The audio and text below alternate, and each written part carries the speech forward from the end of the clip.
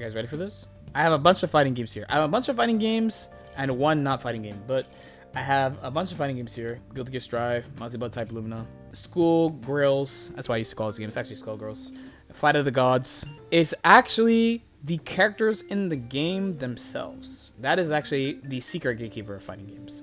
Guilty Gear Xrd, well-loved game at this point. You might have heard me say this term before. The character power in this game is high, but what does that mean? Like, you've probably heard me say character power between Dragon Ball, Strive, Guilty Gear XX. The character power is the idea of the average strength of what characters can actually do to you. Like, how stressful are situations that characters can actually put you in. So when I say that the Secret Gatekeeper is the character power of the game, what I mean is it is your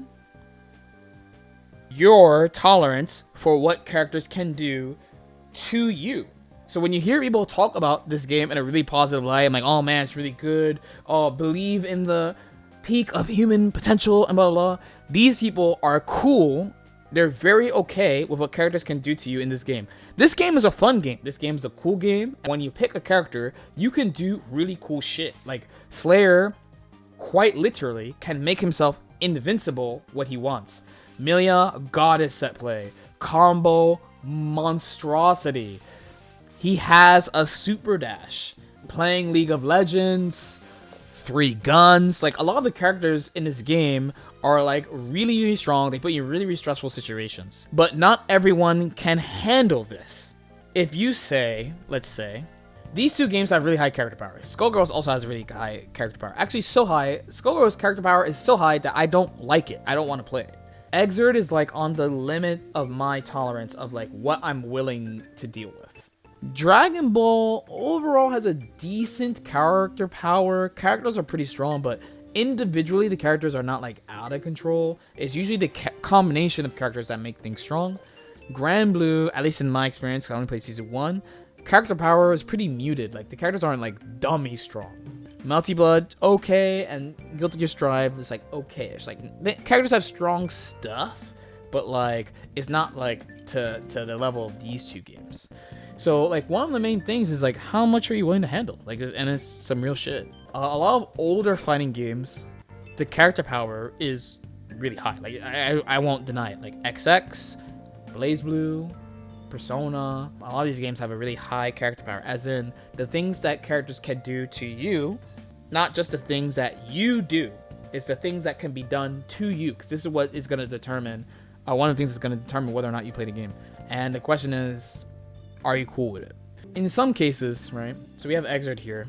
Overall, I like this game, but honestly, there's a lot of situations that I'm like, man, this is really hard to deal with. This character's really strong. This shit's really obnoxious. Why did he get this all the time?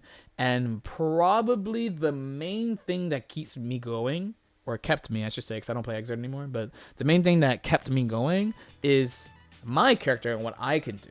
So that's like the secret layup. There are definitely examples of games where I'm like, man, I don't really like what other people are doing to me so much, but I enjoy my character so much that it's okay. So if you don't like what characters are doing to you, and you don't like what your character does, why are you playing the game? Hey, why are you playing the game? I don't know. Most people say they want fair games, but when they make fair games, people say they're boring. Strive, decently fair game. It's probably not the best example out of these. Strive's like a decently fair game. In my experience of playing, can't speak for the current version of Grand Blue because it's been a very long time since I played Grand Blue. I think the original version, like the season 1 of Grand Blue, is overall decently fair. And there are other games I played too, like MBAC B2, which are like, it felt like the intent of the game was to be like a very fair, balanced game where people can play the character they want. And as you know, fighting game players are like, fuck that, this shit is boring. We need some bullshit. Some people go the other way, right? Guesstimating may not be correct. I'm just using this here because I have it. I don't have Marvel. I would use Marvel if I had it. But some people go when everyone is broken, it's fair and this is fine. And I guess that's okay. But then you're going back to the tolerance thing of like, can I deal with this? Can I not deal with this? Not everyone can deal with super oppressive strats where you get hit once and like the game's over and things like that. So in my opinion, and it's gonna be a little bit of a spicy meatball. But in my opinion, and I think modern games do this really, really well, and which is why I think this is the spicy meatball. The ideal balance is when people, not just tournament players, but people think they can pick anybody, and it's okay. Ideal balance. I think Dragon Ball has done this the best probably of any game that I played.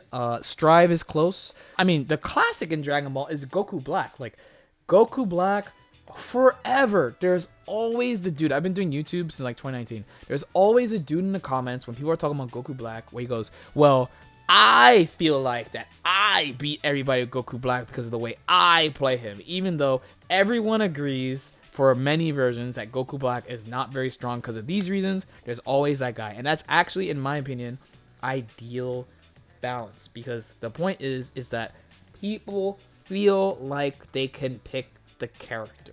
And compared to like older fighting games, I think modern fighting games do a really good job. We did Blaze Blue, Calamity Trigger character retrospectives, right? And one thing I said during that was one thing about BBCT and one really big problem about it. Essentially, only like 4 characters are playing the game. There's like 12 characters in the game. There's 4 characters that play in the game and everyone else is watching. And the designs are pretty polarizing, right? So a lowly vampire, a literal piece of shit, Majora's Mask character, and Robo Waifu, right? So if you're not into one of those 4 things, you're fucked. I don't like any of those things really, so I'm cooked. But in Dragon Ball FighterZ, and they got better at it over time because they nerfed really centralizing strategies. If you feel like you can pick any character outside of competitive format, because in a competitive format, people will always find the thing that pushes it, like just a little bit, then I think the game has an ideal balance. And that's why I feel like this game in particular, and also this game has been doing so well, is because people mostly feel like, in Strive, I'll say mostly. In Dragon Ball, I think basically people can pick what they feel like.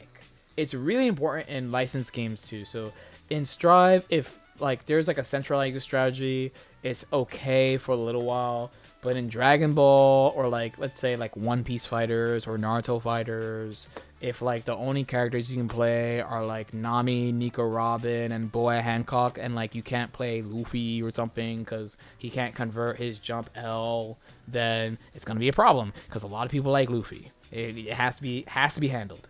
Has to be handled. You have to feel like you can pick anybody. Everyone has to feel like they know a secret sauce that other people don't. Just my opinion. How you guys feel?